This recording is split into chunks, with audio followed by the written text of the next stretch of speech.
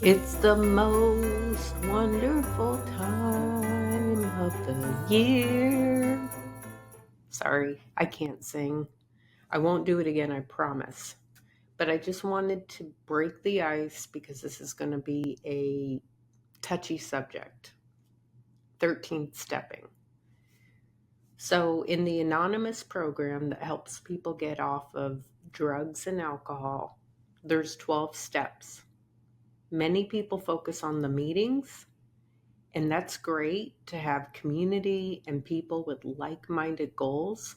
Love it. But when you're recovering from an addiction where it treats your mind, body, and spirit, when you get off of the drugs and the alcohol, you're left with very raw emotions. So people tend to repeat things that they hear in meetings, thinking it's going to help a newcomer.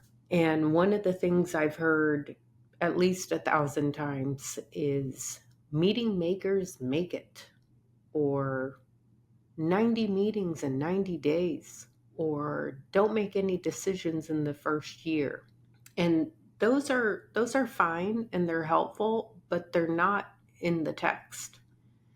The text, this big book, has a very clear 12-step process of healing, making amends, saying you're powerless, striving to have this new character that's going to take you into this new life. And it's a process. It's a process. But I think with the watering down of the original message and these cutesy little things that people throw out to a newcomer, they hold on to it as if it's gold. And I was in a meeting in Florida. This was maybe 2014, 2015, so a good 10 years ago. And with the amount of meetings I go to, and I've gone all over the country, from Hawaii to Florida to Chicago, Seattle, Kansas City, I've been everywhere. Some meetings are good and some are not so good. But I had a sponsor many years ago who said there's no such thing as a bad meeting. They teach us who we don't want to be or who we are striving to be. That I held on to. That was some sound words there. But I was in this Florida meeting and it was pretty packed, and someone said 90 meetings in 90 days and don't date in the first year. I was like, yeah, I've heard that before. Okay. And in the corner, in the shadows almost, was this young lady. I don't know if she had a hood on. I could barely see her though. But she spoke with such authority. I was like compelled to listen to what she was saying. I like zoomed in on her words. And she said, "Is it in the big book? Then it doesn't belong in a meeting. Does it say in the big book, no major changes in the first year? No. Does it say 90 meetings in 90 days? No." I was like, wow, okay. She's coming with fire. And the room fell silent. There was a feeling of almost apprehension, but I loved it. I was like, finally, someone is standing up for the literature.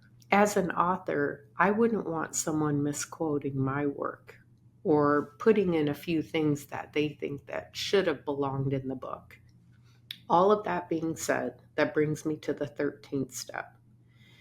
The 13th step is when someone new comes into the program looking for help, typically a young woman, and the men in the meetings focus in on her because this is so uncomfortable. What they like to do is take advantage of an emotionally vulnerable person who is trying to get help because they think that's dating material. And one day I had had enough. A new woman had come in. She was looking for help. She came in early before the meeting and like 4 guys just went over and kind of circled around her. Oh, you're welcome here. You're welcome. Yeah, just come in. Let us get to know you. And my mama bear radar went off. When she went into her first step meeting, I stood up and I said, you guys need to look at this as a cancer ward. You need to look at these people who are coming in as if they're pushing their own gurneys with an IV bag and their face is yellowish green because they are dying from alcoholism. This is not a dating site, okay? Leave her alone.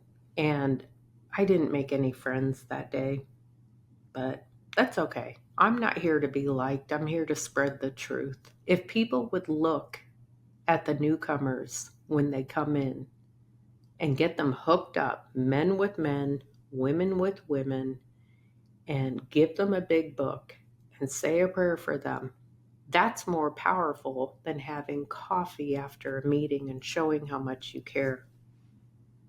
And I called these guys out and I said, listen, I think it's only $30 to go on Match.com. I understand you're lonely, but keep your hands off of the newcomers. So just to recap here, 13th stepping is when you take advantage of a newcomer, men and women. I've seen it both, and it doesn't end well. I know that kind of goes against no dating in the first year, 90 meetings in 90 days, all of these trite little things that we throw out to a newcomer. But if it's not in the big book, we don't abide by it. So this is just my personal take. Leave the newcomers alone. They are easy target. They're emotionally vulnerable. They're probably still in emotional chaos.